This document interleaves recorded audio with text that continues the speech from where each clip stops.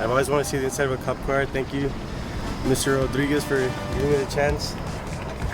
A little microphone. Where are the sirens?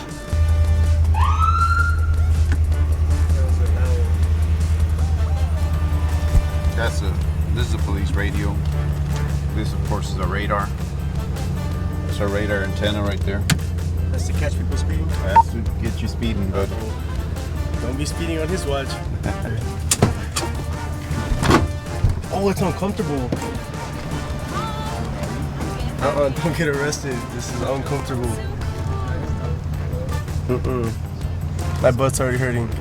I think they're comfortable. Like, I could sleep here for a little bit.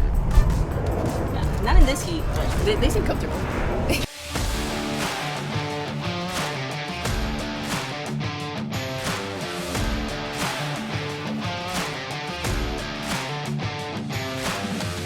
Greetings, students. Hi, this is Lorianne Garza, your school principal. I'm very happy to be here today. I have some special guests with us that I want to introduce you to, but first and foremost, I want to give you kind of a little reason why we're here today.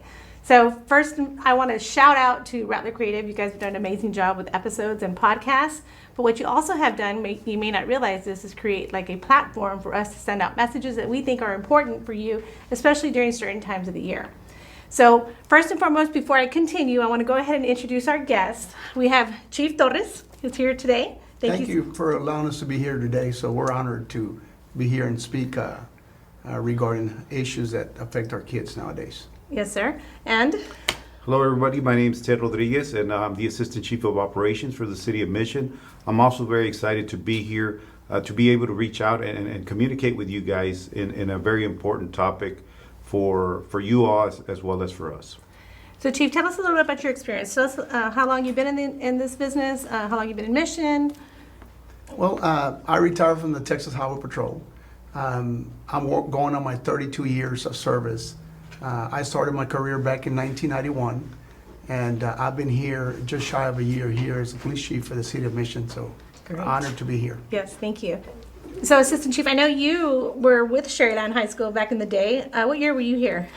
So, again, I've been here for 24 years with the City of Mission. I started here in 1999, and it was in 2001 that I was assigned to SHS as a school resource officer. I was here until 2003. Yes, I remember that. So, do you remember your experiences here at the high school? Oh, yes. It was a really good experience. I got to learn a different aspect of law enforcement, not just necessarily being out there and enforcing laws, but being able to make a connection and meet young students or the students here. Yes. And have a different aspect of what law enforcement is about. So, in your experience, and let me talk to you first, Chief, can you tell us a little bit about the crimes that you see most happening with our youth or with our teenagers here in Mission, Texas? Well, sadly to say, we see a lot of crime on the vaping side. Okay. Sometimes the younger students don't understand the consequences of vaping. Vaping could go anywhere from a Class C misdemeanor if you're under the age of 21, up to a felony if there's THC while you're vaping. Like, we're talking about responsible decision making as a district, and that's something that we want to be able to discuss with you guys, again, using this platform for the next few weeks. But one of the first things we want to talk about is like alcohol. Can you tell us a little bit about like what you have seen as far as the numbers or situations in regards to drinking and driving, those type of accidents? Yeah, of course. Well, drinking and driving is one of the leading causes of death for young people. As you're aware, we have a couple of vehicles stationed at several schools, and it's done with an intention and a purpose to try to relay that message to our youth, right? That drinking and driving doesn't lead to anything good. Unfortunately, anytime that we ingest or inhale or take any type of substance that alters our state of being or our mind, it can have a delay on our reactionary times.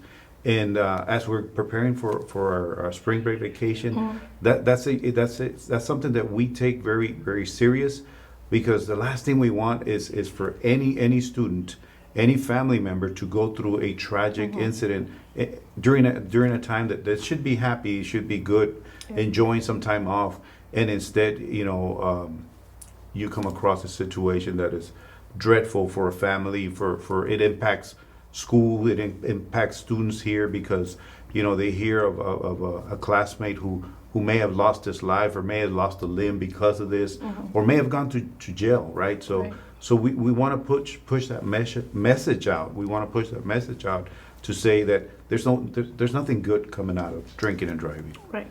And I know that Sherryland High School is one of the first schools to have gotten one of these vehicles displayed up in the front.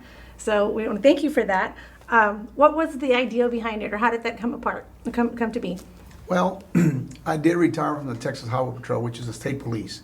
And for many, many years, they deployed 50 to 100 state troopers into South Padre Island since I was stationed down here. Okay. And year after year, I got to see a car that was wrecked and parked or overturned with a sign reminding the citizens the consequences of drinking, driving, or driving impaired. Right. So that was an idea that I thought it was beneficial to our students and to our community. And so we decided to put one up here at this school. We have one at Veterans, one at O'Grady. We're fixing to put up another one in Bryan and Business.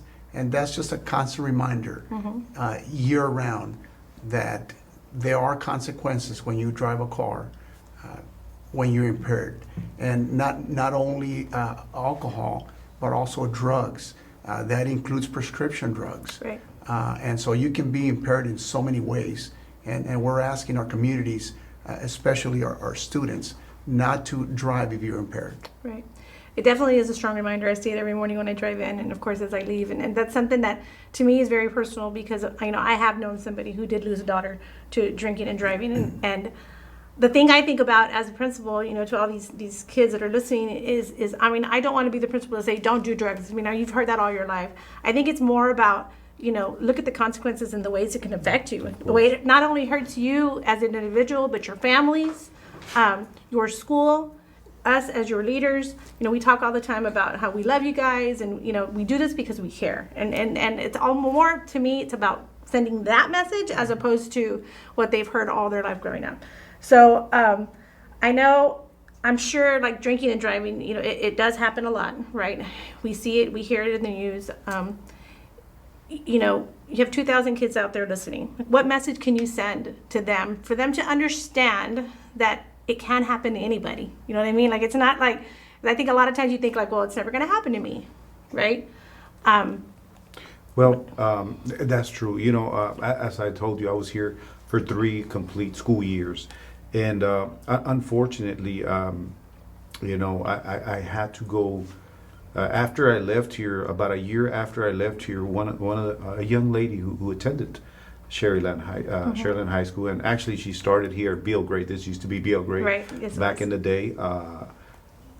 She made that decision to drink and drive, and unfortunately, I was on duty that night. I was a detective on duty that night, and I had to go.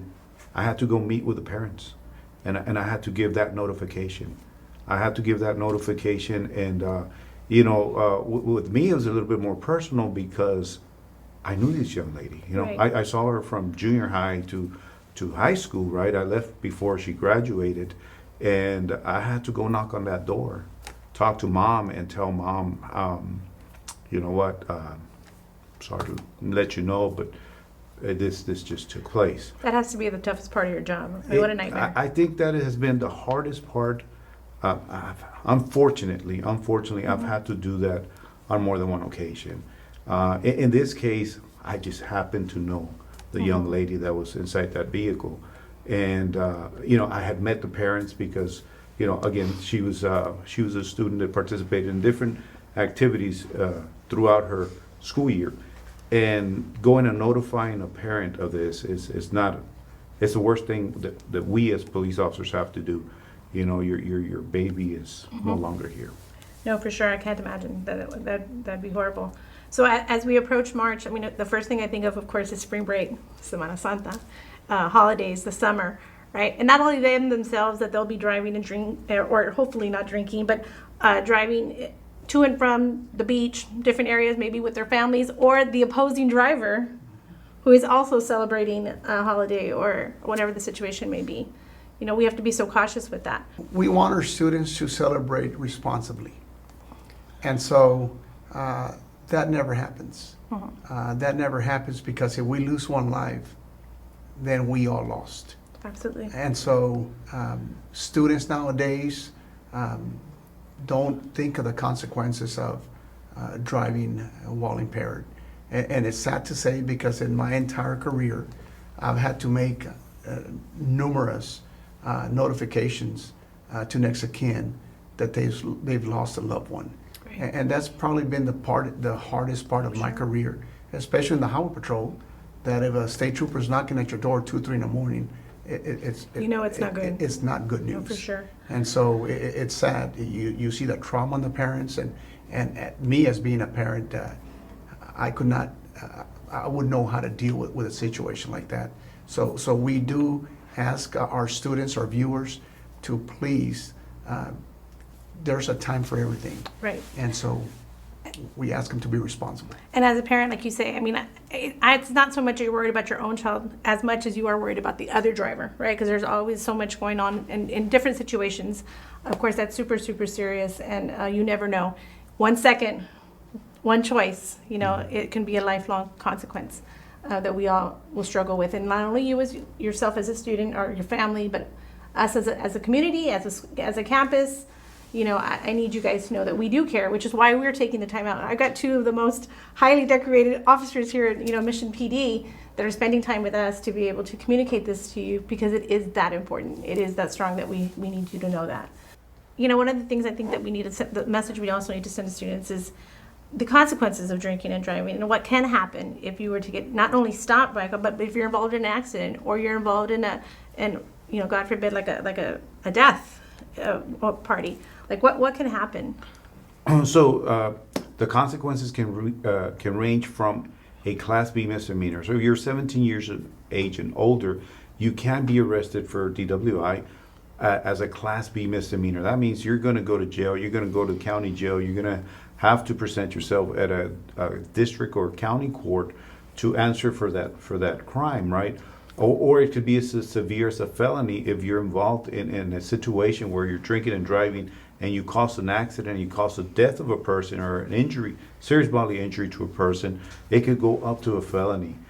So at the age of 17 years old, you will be tried as an adult. In Texas Penal Code law, Right. you are now an adult. So you are liable for your actions as a driver, especially if you're impaired and you hurt somebody else. And talk about a lifelong decision that you made this one time, right? That would have this long life result, because not only would the DWI on the law side affect them, but also on the education side, because now you're talking about your college applications, now you're talking about work employment. There's a lot of different places that will not even hire you with the DWI on your record. So of course those are things that we have to think about. Yeah, right. Those are the things that nobody wants to talk about, obviously, but are things that are super, super important, so that we all have a clear understanding of the decision that we're making, that although it may be that one decision, maybe just one time, but it definitely is a lifelong consequence.